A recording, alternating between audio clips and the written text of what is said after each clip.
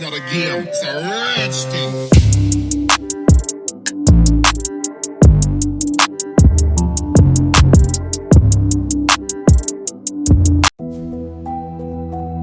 जैसे ही S world championship जीत जाता है वो प्रोफेसर ओक के पास जाता है और बोलता है कि क्या मैं वर्ल्ड चैंपियन बन गया हूँ। तो प्रोफेसर ओक कहते हैं कि नहीं एस, तुम्हें अभी चैंपियन बनने के लिए एक और चैंपियनशिप जीतनी होगी जिसका नाम है जायगाल चैंपियनशिप, जो कि जायगाल रीजन में होने वाली है। तो ऐश बोलता है कि मैं उसमें कैसे पार्टिसिपेट कर सकता हूँ। तो प्रोफेसर ओक बोलते हैं कि उसके लिए तुम्हें 2 क्राइटेरिया पूरे करने होंगे। पहला क्राइटेरिया है कि तुम्हें कोई भी 6 मास्टर रेट के प्लेयर को हराना होगा और दूसरी क्राइटेरिया है कि तुम्हें 4 लेजेंडरी या मिथिकल पोकेमॉन पकड़ने होंगे।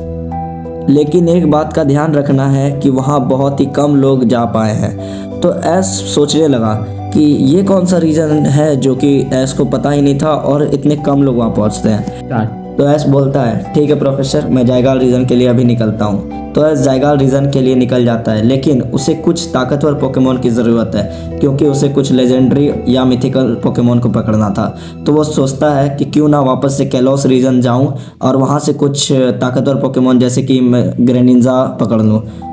तो फिर ऐश कैलोस पहुंच जाता है और ग्रेनिंजा से मिलता है और ग्रेनिंजा से वो कहता है कि क्या तुम मेरे सफ़र में मेरा साथ दोगे। मगर ग्रेनिंजा उसे कहता है कि नहीं, मुझे तो अभी कैलोस रीजन की प्रोटेक्शन करनी है। तो फिर ऐश जायगाट से मिलता है और उसे बोलता है कि मुझे अपने सफ़र में ग्रेनिंजा की ज़रूरत है क्योंकि मुझे जायगाल चैंपियनशिप जीतनी है।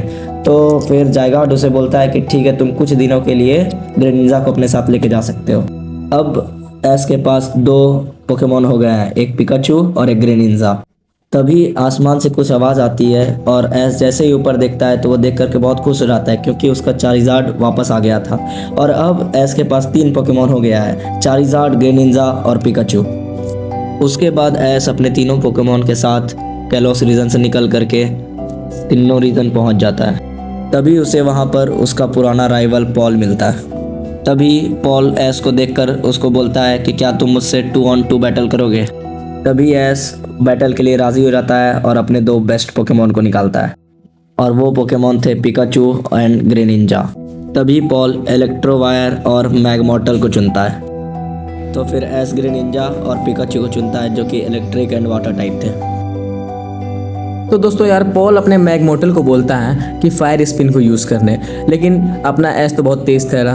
वो अपने ग्रेनिंजा को कहता है कि डॉच करके निंजा शरिकेन, जो कि निंजा शरिकेन सटीक लग जाता है मैगमॉर्टल को, इसी वजह से वो एक ही वार में हार जाता है। पॉल ये देख के बहुत आश्चर्यचकित हो जाता है कि कैसे ये हो सकता है।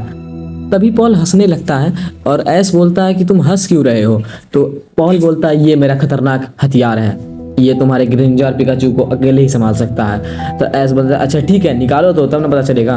तो वो इलेक्ट्रोवायर को भेजता है। तो फिर यार वो इलेक्ट्रोवायर को थंडर फैंग यूज करने बोलता है। तभी वो सटीक लग जाता है ग्रेनिंजा को, जिसकी वजह से ग्रेनिंजा आधा घायल हो जाता है। लेकिन यार फिर से वो बॉन्ड इवॉल्व हो जाते हैं ऐश और ग्रेनिंजा और बड़ा ऐसा निंजा शरिकेन यूज करते हैं। लेकिन यार उस इलेक्ट्रोवायर को तो लगा, लेकिन वो थोड़ा सा घायल हो गया था यार। फिर से वो थंडर बोल्ट यूज करता है।